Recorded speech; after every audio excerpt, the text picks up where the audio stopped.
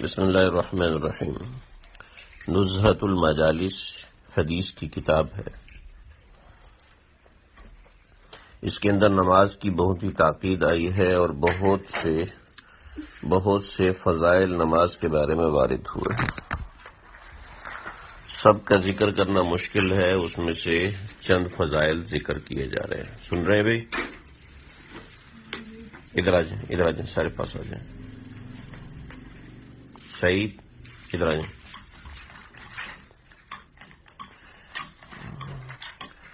حضور صلی اللہ علیہ وسلم کا ارشاد ہے، اللہ جل جلالہ نے میری امت پر سب چیزوں سے پہلے نماز فرض کی اور قیامت میں سب سے پہلے نماز ہی کا حساب لیا جائے گا۔ نمبر 2، نماز کے بارے میں اللہ سے ڈرو۔ نماز کے بارے میں اللہ سے ڈرو۔ نماز کے بارے میں اللہ سے ڈرو۔ حضور صلی اللہ علیہ وسلم نے 3 بار ارشاد فرمایا۔ سن رہے ہیں بھائی؟ 3 بار فرمایا نماز کے بارے میں اللہ سے ڈرو۔ ہم ڈرتے ہیں بھی۔ نمبر 3، آدمی اور شرک کے درمیان نماز ہی حائل ہے۔ نمبر 4، اسلام کی علامت نماز ہے۔ جو شخص دل کو فارغ کر کے اوقات اور مستحبات کی رعایت رکھ کے نماز پڑھے وہ شخص مومن ہے۔ نمبر 5، حق تعالی شانہ نے کوئی چیز ایمان اور نماز سے افضل فرض نہیں کی۔ اگر اس سے افضل کسی اور چیز کو فرض کرتے تو فرشتوں کو اس کا حکم دیتے۔ فرشتے دن رات کوئی رکوع میں ہے، کوئی سجدے میں ہے۔ یہ سب احادیث ہیں، حضور صلی اللہ علیہ وسلم نے فرمایا۔ بھئی یہ کام چھوڑ دیں، صحیح چھوڑیں یہ کام، آگے آ جائیں۔ نمبر 6، نماز دین کا ستون ہے۔ نمبر 7، نماز شیطان کا منہ کالا کر دیتی ہے۔ لیکن جب کوئی شخص نماز پڑھے گا تو اس سے شیطان کا منہ کالا ہو جائے گا۔ نماز مومن کا نور ہے۔ جب کوئی بندہ نماز پڑھتا ہے نا تو اللہ تعالیٰ کو اس کا چہرہ روشن نظر آنا شروع ہو جاتا ہے، گورا گورا۔ اللہ کے ہاں اس کے چہرے پہ نور نظر آنا شروع ہو جاتا ہے۔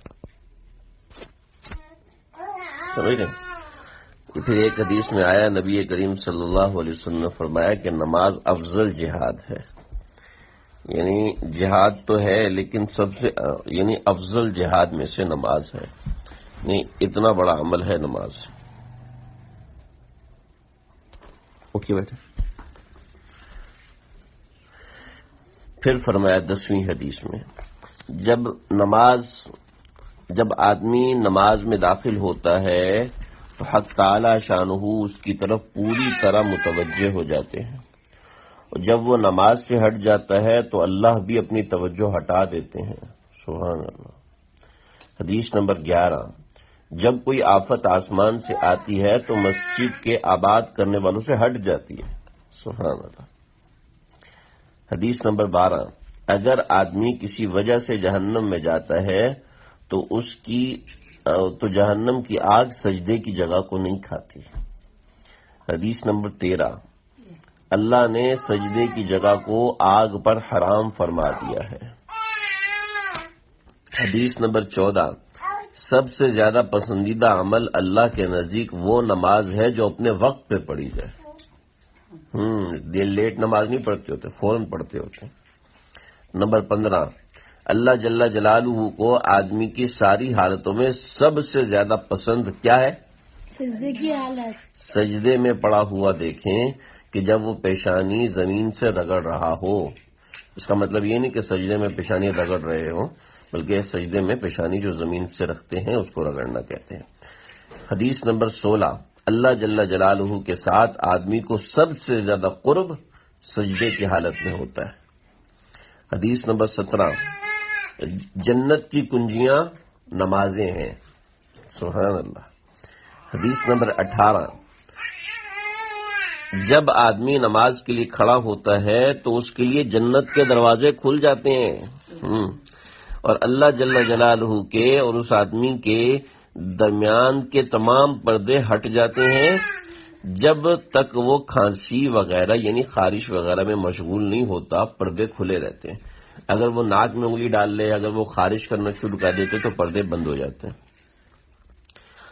حدیث نمبر 19، نمازی شہنشاہ کا دروازہ کھٹکھٹاتا ہے، اور یہ قاعدہ ہے کہ جو دروازہ کھٹکھٹاتا ہے تو دروازہ کھلتا ہی ہے، حدیث میں ہے۔ حدیث نمبر 20، نماز کا مرتبہ دین میں ایسے ہے جیسے سر کا درجہ بدن میں، یعنی جسم میں اگر سر نہ ہو تو جسم نہیں ہوتا، یہ سر سے بڑا جی پورا چہرہ وغیرہ۔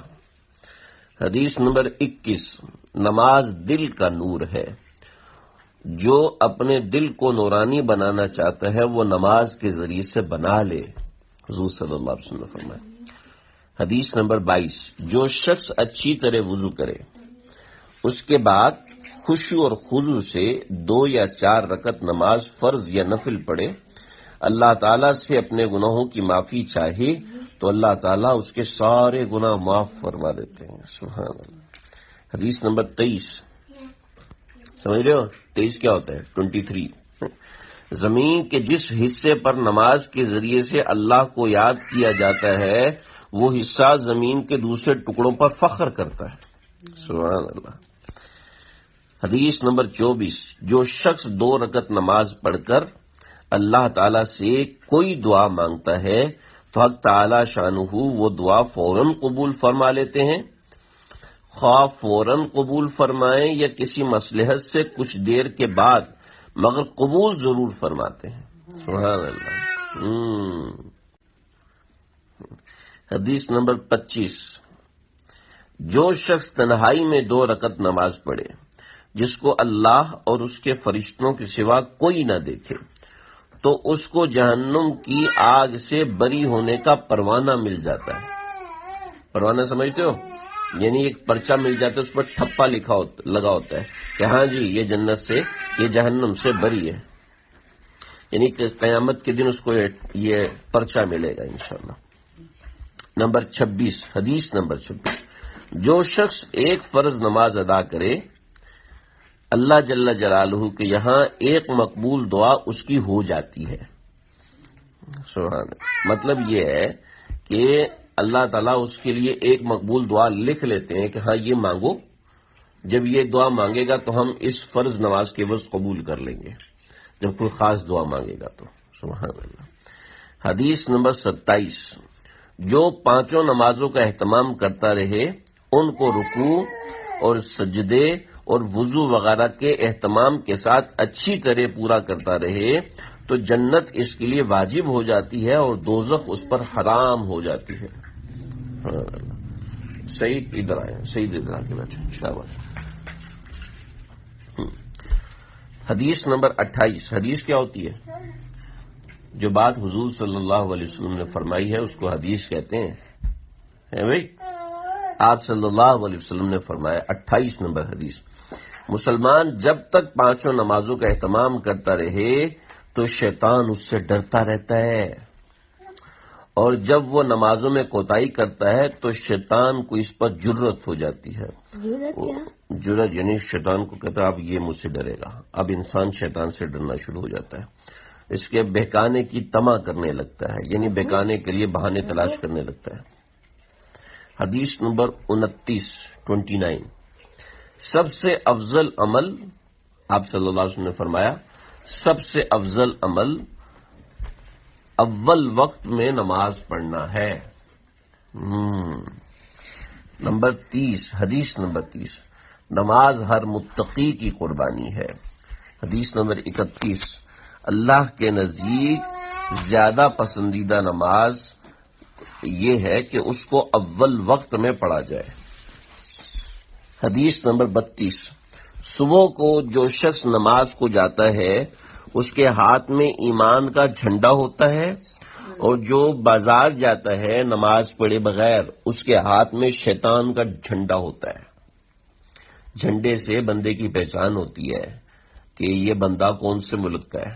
اگر آپ نے پاکستان کا جھنڈا اٹھایا تو اس کا مطلب آپ پاکستان کے، اگر آپ نے انڈیا کا جھنڈا اٹھایا تو اس کا مطلب آپ انڈیا کے، تو اگر آپ نے ایمان کا جھنڈا اٹھایا تو آپ اللہ کے بندے، اگر آپ نے شیطان کا جھنڈا اٹھایا تو آپ شیطان کے بندے۔ استغفر اللہ۔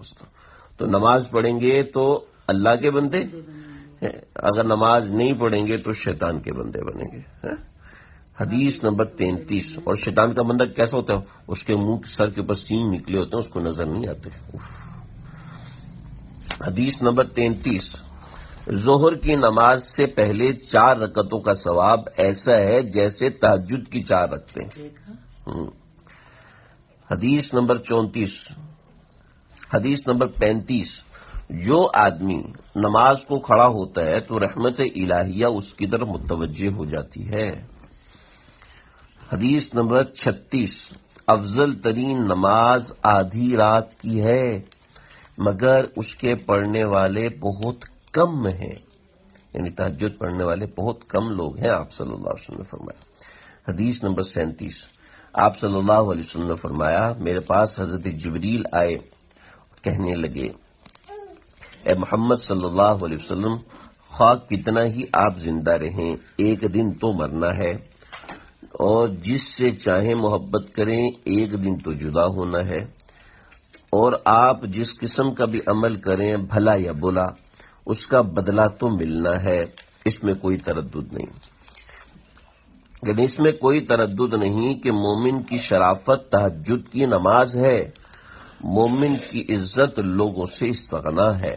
یعنی مومن کی شرافت اللہ کے نزدیک وہ ہے کہ جب وہ تہجد کی نماز پڑھتا ہے تو اللہ کے ہاں یہ بات پکی ہو جاتی ہے کہ یہ بندہ شریف ہے، یہ بندہ اچھا ہے. بیٹھے بیٹھے بیٹھے بیٹھے. حدیث نمبر 38. اخیر رات کی 2 رکعتیں تمام دنیا سے افضل ہیں. آپ صلی اللہ علیہ وسلم نے فرمایا اگر مجھے مشقت کا اندیشہ نہ ہوتا تو میں امت پر فرض کر دیتا. رات کے جب فجر سے پہلے جب 2 رکعت پڑھتے ہیں، پڑھیں گے نا انشاءاللہ. حدیث نمبر 39 یعنی 39. تہجد ضرور پڑھا کرو. آپ صلی اللہ علیہ وسلم نے فرمایا تہجد ضرور پڑھا کرو کہ تہجد صالحین کا طریقہ ہے اور اللہ کے قرب کا سبب ہے. تہجد گناہوں سے روکتا ہے، خطاؤں کی معافی کا ذریعہ ہے، اس سے بدن کی بھی تندرستی ہوتی ہے. حدیث نمبر 40. حق تعالی شانہ کا ارشاد ہے اے آدم کی اولاد دن کے شروع میں 4 رکعتوں سے عاجز نہ بن، میں تیرے سارے کاموں کی کفایت کر دوں گا. وہ جو میں آپ کو اشراق پڑھنے کا کہتا ہوں نا، اللہ تعالیٰ فرماتے ہیں اے آدم کی اولاد دن کے شروع میں 4 رکعتوں سے عاجز نہ بن، یعنی 4 رکعتیں ضرور پڑھا کرو. اگر یہ پڑھو گے تو میں تمہارے سارے دنوں کے کاموں کی کفایت کر دوں گا. حدیث کی کتابوں میں بہت کثرت سے نماز کے فضائل و ترغیبیں ذکر کی گئی ہیں. 40 کے عدد کی رعایت کرتے ہوئے بس اسی پر کفایت کی ہے. اگر کوئی شخص ان باتوں کو زبانی یاد کر لے تو اس کی اپنی فضیلت ہے.